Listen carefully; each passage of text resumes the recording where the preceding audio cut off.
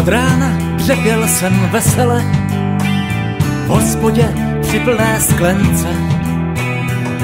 Se mnou seděli přátelé ztracené existence. Kouřil jsem tabák laciný, z úst kouř jsem vypouštěl líně. Přitom jsem četl noviny, zprávy ze soudní síně.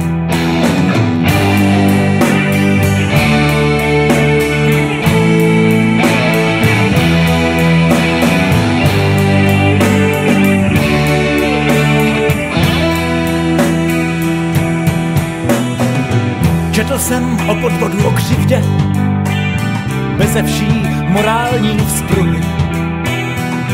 Nač bratři žíti o bídě, když ještě rostou nám dluhy.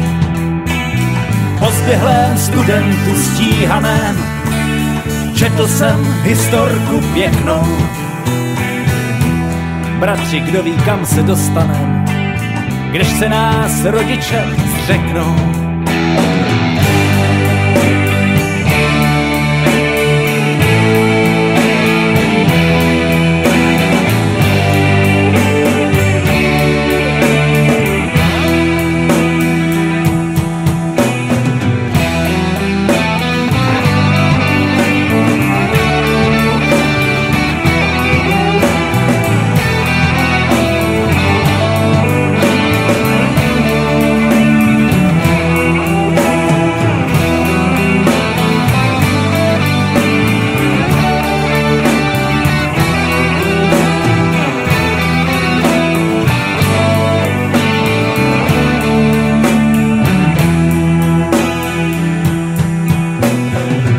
Četl jsem neslané, nemastné, pozorně přečet jsem všecko.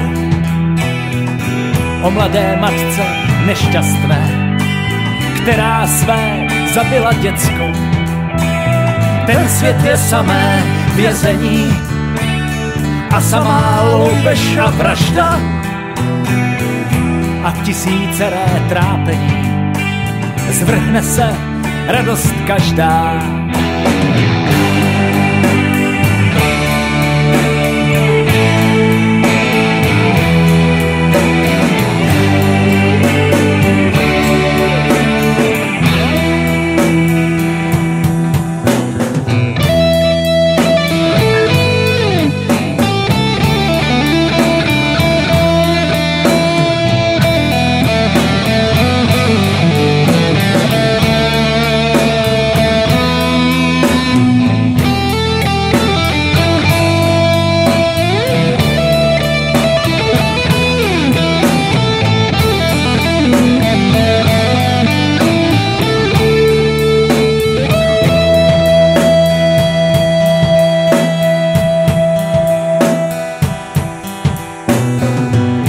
Včera s holkou šel za tmysem, na moje rámě se věšíc.